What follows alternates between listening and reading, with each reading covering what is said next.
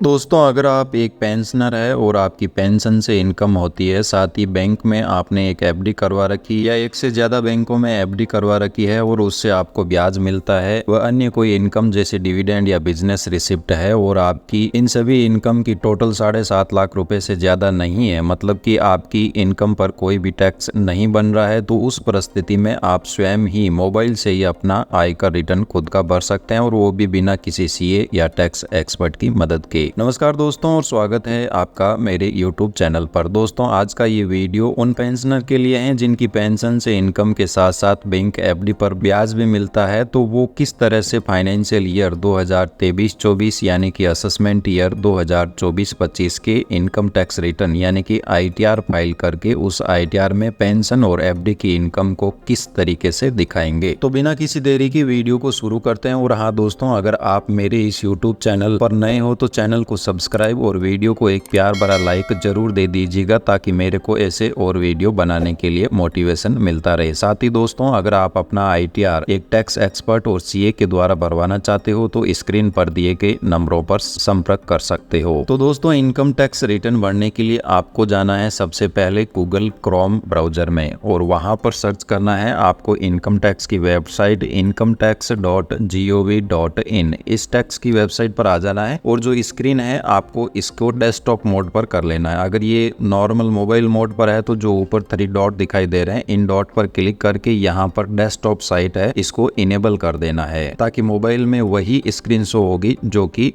Normally computer में show होती है। इसके बाद में यहाँ पर एक आपको मैन का आइकन बना दिख रहा होगा, इस पर क्लिक करके यहाँ पर इनकम टैक्स के लॉगिन ऑप्शन पर क्लिक करके यूजर ID में अपना पैन नंबर और पासवर्ड इंसर्ट करके आपको अपने ई-फाइलिंग पोर्टल पर लॉगिन कर लेना है। लॉगिन करने के बाद आपको 2 काम करने हैं। पहला काम करना है आपको अपना AIS चेक करना है और साथ ही दूसरा काम करना है आपको अपना फॉर्म नंबर 26 AS भी चेक करना है। तो AIS को चेक करने के लिए आप इसको जूम करोगे तो यहाँ मैन के आइकन के पास 3 लाइन्स है, इन लाइन्स पर आपको क्लिक करना है। इसके बाद में यहाँ पर मेन्यू पुल करके आएगा, तो यहाँ पर AIS का ऑप्शन रहेगा, सिंपली आपको इस पर क्लिक करके प्रोसीड ऑप्शन पर क्लिक कर देना है। इसके बाद में आपका AIS खुल जाएगा। थोड़ा सा इसको जूम करना है तो यहाँ पर EIS का ऑप्शन रहेगा, इस पर आपको क्लिक करना है। इसके बाद में थोड़ा सा जूम इन करोगे तो यहाँ पर जो है फाइनेंशियल ईयर 23-24 जो दिख रहा है वो सेलेक्ट होना चाहिए। अगर आपके केस में कोई दूसरा फाइनेंशियल ईयर हो तो उसको चेंज करके 2023-24 करना है और फिर ये जो TIS का ऑप्शन दिख रहा है इस ऑप्शन पर आपको क्लिक करना है। जैसे इस ऑप्शन पर क्लिक करोगे तो यहाँ पर अगर आपकी कोई अदर इनकम होती है, जैसे बैंक एफडी पर ब्याज होता है या पेंशन होती है या कोई आपका टैक्स वगैरह कटा होता है या अदर कोई इनकम जो आपके पैन कार्ड के बिहाफ पे रिपोर्ट हुई होती है, तो वो यहाँ पर TIS के अंडर में यहाँ पर शो कर जाएगी। तो हमारे केस में TIS में ऐसी कोई इन्फॉर्मेशन नहीं है। फिर यहाँ पर आपको दूसरा काम करना है, वापस अपने ई-फाइलिंग पोर्टल पर आ जाना है और यहाँ पर वापस अगेन जो ये 3 लाइन्स दिख रही है इस पर आपको क्लिक करना है। इसके बाद में ई-फाइल ऑप्शन पर क्लिक करना है। फिर first option income tax return, इस ऑप्शन पर क्लिक करके यहाँ पर ऑप्शन मिलेगा व्यू फॉर्म 26 AS, इस ऑप्शन पर क्लिक करके आपको कंफर्म कर देना है। कंफर्म करने के बाद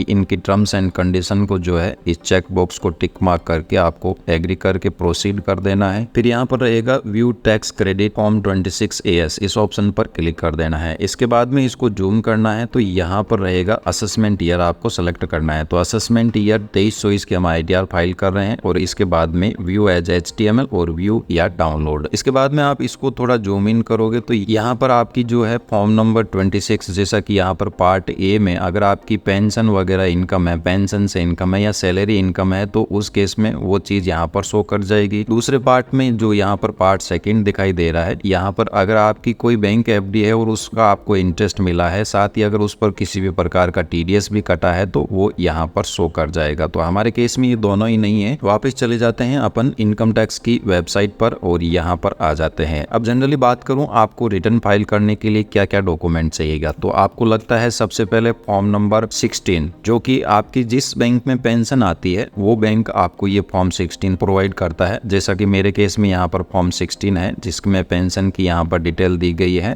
पूरी की पूरी, इनको कितनी एक साल में पेंशन मिली है। दूसरा, अगर आपको बैंक फॉर्म 16 नहीं देती है तो उस केस में आपको अपने पासबुक की कंप्लीट एंट्री करवा लेनी है और उसके बाद में आपको अपने 12 महीनों की पेंशन की टोटल करनी है। जैसे मेरे केस में यहाँ पर जो है पेंशन की मैंने मार्च से लेकर के फरवरी 2024 तक इनको कितनी पेंशन मिली है उसकी टोटल कर ली है। और साथ ही अगर आपने बैंक में एफडी वगैरह करवा रखी है या बचत खाते पर आपको ब्याज मिलता है, जैसा मेरे केस में यहाँ पर इनकम फ्रॉम अदर सोर्सेज में आप देखोगे interest from saving bank account as per AIS और फॉर्म 26 ES, यहाँ पर अगर आपको वहां पे मिलता है तो ठीक है, अदरवाइज पासबुक से आपको कैलकुलेट कर लेना है। और दूसरा है इंटरेस्ट फ्रॉम FD, यानी कि FD पर आपको ब्याज मिला है 78,225 रुपए। तो इस प्रकार अगर आपको फॉर्म 16 बैंक देता है तो ठीक है, अदरवाइज इस प्रकार एक 12 महीनों की सीट बना लेनी है और आपको कितनी साल में पेंशन मिली है उसकी टोटल कर लेनी है। साथ ही अगर आपने कोई इन्वेस्टमेंट वगैरह करवा रखा है तो उसकी भी आपको यहाँ पर LIC वगैरह या कोई PLI या PF में आप पैसा डालते हो या NPS में डालते हो तो उसकी भी आपको यहाँ पर टोटल कर लेनी है। तो मेरे केस में यहाँ पर पेंशन है, साथ ही साथ इनको बचत खाते पर ब्याज और बैंक FD पर भी ब्याज है। तो अब हम फाइल करते हैं इनकम टैक्स रिटर्न। इसके लिए यहाँ पर आपको ऑप्शन मिलेगा आपके डेस्कटॉप स्क्रीन पर फाइल नाउ का ऑप्शन, तो इस ऑप्शन पर आपको क्लिक कर देना है। फिर यहाँ पर असेसमेंट ईयर ऑलरेडी आपका सेलेक्ट रहेगा तो फाइलिंग मोड ऑनलाइन सेलेक्ट करके कंटिन्यू कर देना है। फिर स्टार्ट न्यू फाइलिंग इस ऑप्शन पर क्लिक करना है। यहाँ पर आपको इंडिविजुअल सेलेक्ट करना है और कंटिन्यू ऑप्शन पर क्लिक कर देना है। फिर यहाँ पर बारी आएगी income tax return form select करने की। तो सिंपली दोस्तों पेंशन के लिए ITR 1 लगता है, तो यहाँ पर हम ITR 1 सेलेक्ट करके प्रोसीड विद ITR 1 कर देते हैं। इसके बाद में यहाँ पर ऑप्शन रहेगा लेट्स गेट स्टार्टेड का, इस ऑप्शन पर आपको क्लिक कर देना है। फिर ये पूछ रहा है कि आप अपना इनकम टैक्स रिटर्न क्यों फाइल कर रहे हो, तो यहाँ पर अदर ऑप्शन जो सबसे लास्ट वाला है वो आपको सेलेक्ट करके और कंटिन्यू ऑप्शन पर क्लिक कर देना है। इसके बाद में आप आ जाओगे इनकम टैक्स के फॉर्म पर। यहाँ पर आपको जो है टोटल 5 टैब दिखेगी, 1 बाय 1 करके इन 5 टैब को आपको कंप्लीट करना है। जैसे जैसे टैब कंप्लीट होती जाएगी वैसे वैसे यहाँ पर टैब पर ग्रीन टिक लगा हुआ आ जाएगा, मतलब कि वो टैब आपकी ओके है। तो सबसे पहले हम यहाँ पर लेते हैं पर्सनल इन्फॉर्मेशन की टैब, तो आपको इस टैब पर कहीं पर भी क्लिक कर देना है। इसके बाद में यहाँ पर प्रोफाइल के अकॉर्डिंग आपका नाम, कॉन्टेक्ट डिटेल रहेगी, तो इनमें अगर किसी भी प्रकार का एडिट हो, जैसे आपके एड्रेस में किसी भी प्रकार का चेंजेस करना हो या आपको मेल ID अपडेट करनी हो या मोबाइल नंबर अपडेट करने हो, तो जो एडिट ऑप्शन दिख रहा है इस पर क्लिक करके आप एडिट कर सकते हैं। इसके बाद में यहाँ पर रहेगा नेचर ऑफ एम्प्लॉयमेंट, यानी कि आप किस तरीके के कर्मचारी हो। तो अगर आप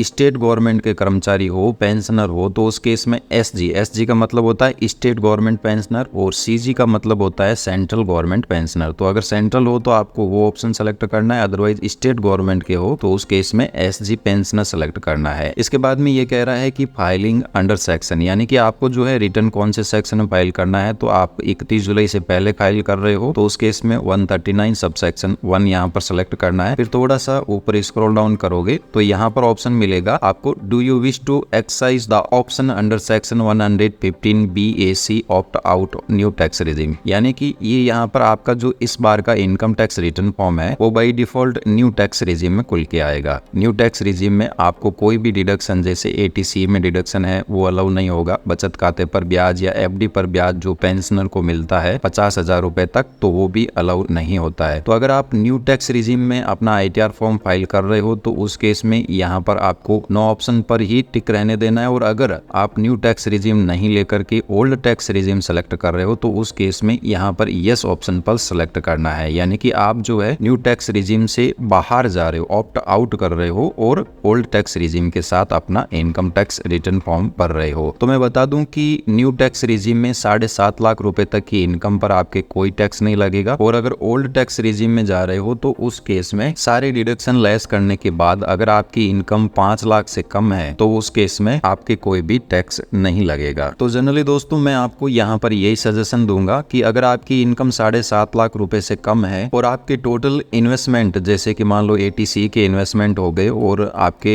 ATTTB जो कि 50,000 की FD वगैरह ब्याज पर उस पर छूट मिलती है, तो उस केस में आप न्यू टैक्स रिजीम के साथ जाए, क्योंकि न्यू टैक्स रिजीम में फॉर्म आप आसानी से फाइल कर पाओगे। और साथ ही साथ अगर आप ओल्ड टैक्स रिजीम में जाते हो तो आपको अगर मान लो 1.5 लाख की छूट मिलती है ATC इसी में, और बैंक एफडी वगैरह ब्याज मिला के 50,000 की छूट मिलती है, साथ ही स्टैंडर्ड डिडक्शन, यानी कि आप अगर 2.5 लाख की छूट ओल्ड टैक्स रिजीम में लेते हो और 7.5 लाख रुपए की छूट अगर आप बिना किसी छूट के न्यू टैक्स रिजीम के साथ जाते हो तो दोनों बराबर ही है। तो मैं यहाँ पर आपको सजेशन करूंगा कि अगर आपकी टोटल इन्वेस्टमेंट स्टैंडर्ड डिडक्शन को मिलाकर के 2.5 लाख रुपए तक है तो उस केस में आप न्यू टैक्स रिजीम का सिलेक्शन करिए, क्योंकि न्यू टैक्स रिजीम में अगर आपका टैक्स बनेगा तो बहुत कम बनेगा। हाँ, अगर आपकी होम लोन वगैरह है या फिर आपने जो है एनपीएस में एक्स्ट्रा कंट्रीब्यूशन किया है या आपको एचआरए की छूट लेनी है तो उस केस में आप ओल्ड टैक्स रिजीम के साथ जा सकते हैं। तो हम यहाँ पर न्यू टैक्स रिजीम में इनकम टैक्स रिटर्न फाइल करेंगे तो हम इसको नो कर देते हैं और फिर इसके बाद में यहाँ पर आपकी बैंक डिटेल रहेगी और इस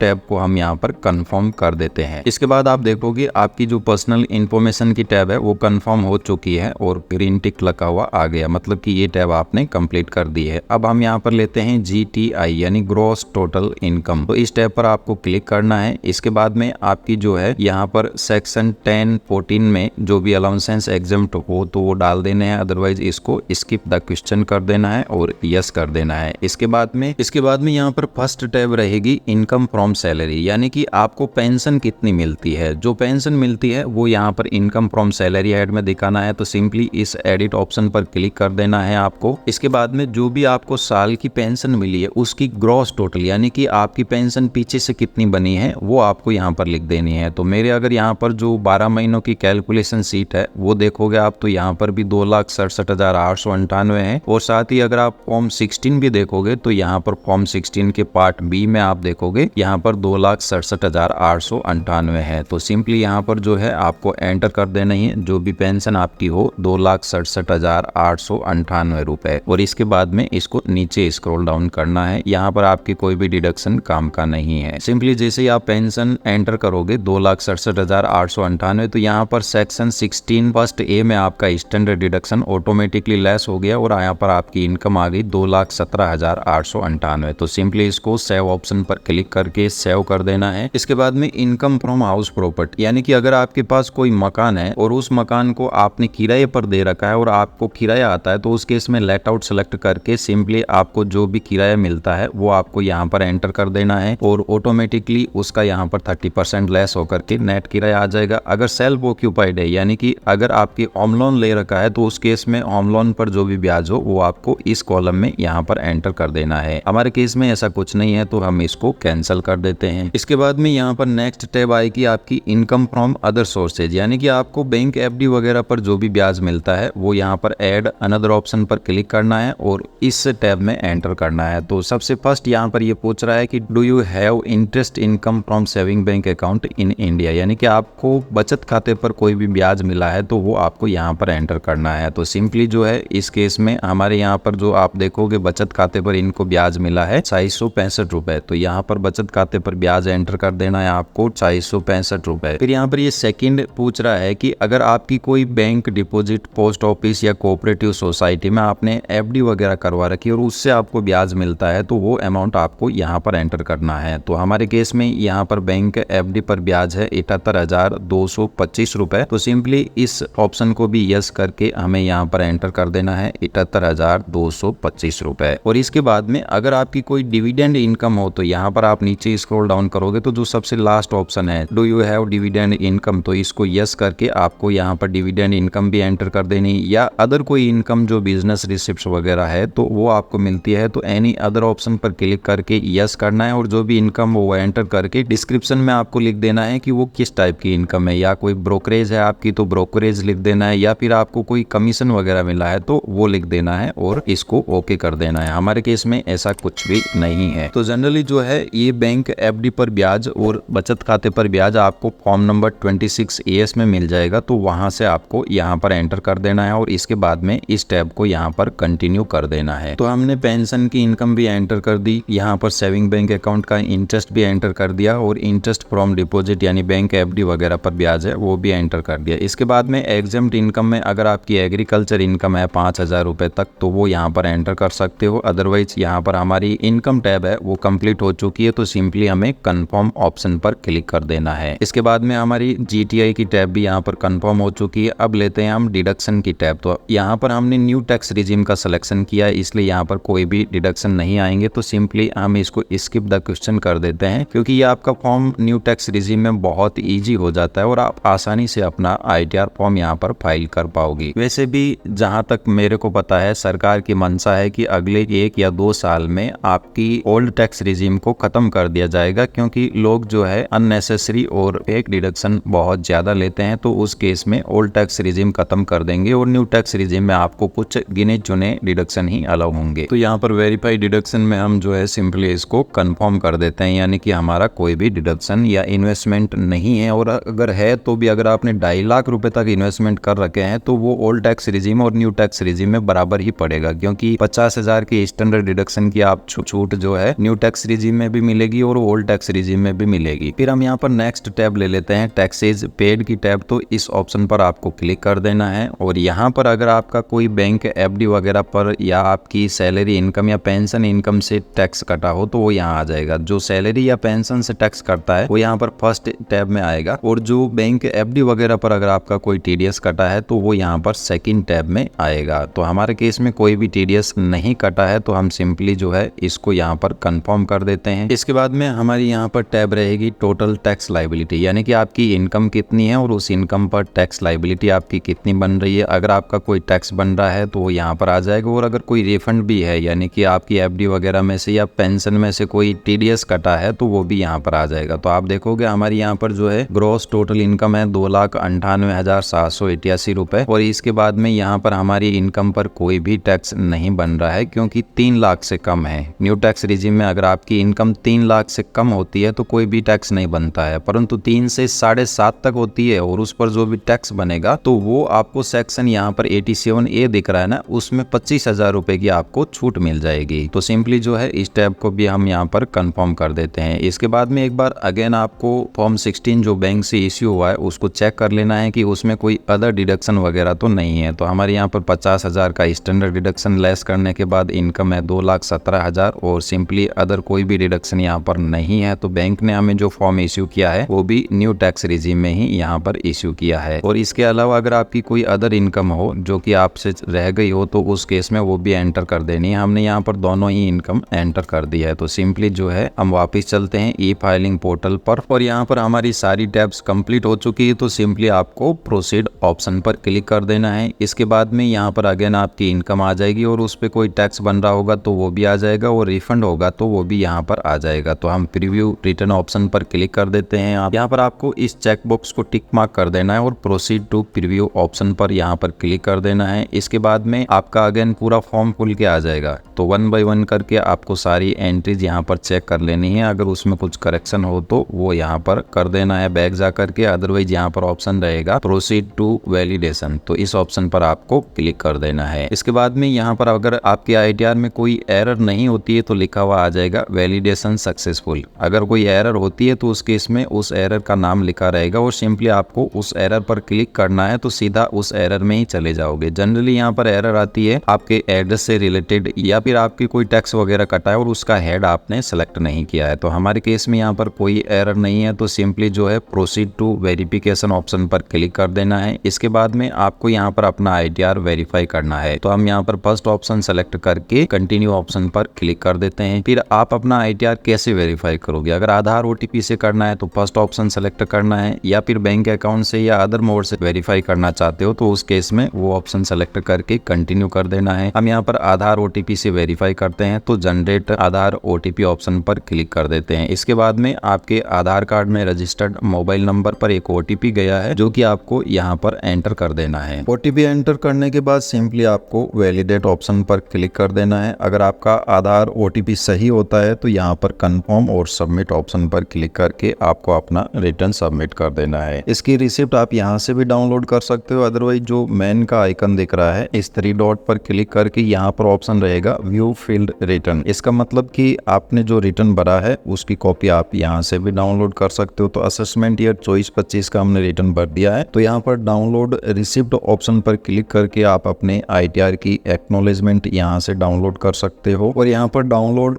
फॉर्म ऑप्शन पर क्लिक करके आप अपना इनकम टैक्स रिटर्न का जो 7-8 पेज का फॉर्म होता है वो भी यहाँ से डाउनलोड कर सकते हो, जो कि कुछ इस प्रकार दिखने का होता है, जो कि 7-8 पेज का होता है और इसमें पूरी डिटेल रहती है। आपकी। इस प्रकार दोस्तों आज की इस वीडियो में हम लोगों ने जाना कि अगर आपकी पेंशन से इनकम के साथ साथ बैंक एफडी या अदर कोई इनकम होती है तो किस तरीके से आप खुद से ही मोबाइल से ही अपना ITR भर सकते हैं। धन्यवाद दोस्तों, जानकारी अच्छी लगी हो तो चैनल को सब्सक्राइब और वीडियो को एक प्यार भरा लाइक जरूर दे दीजिएगा।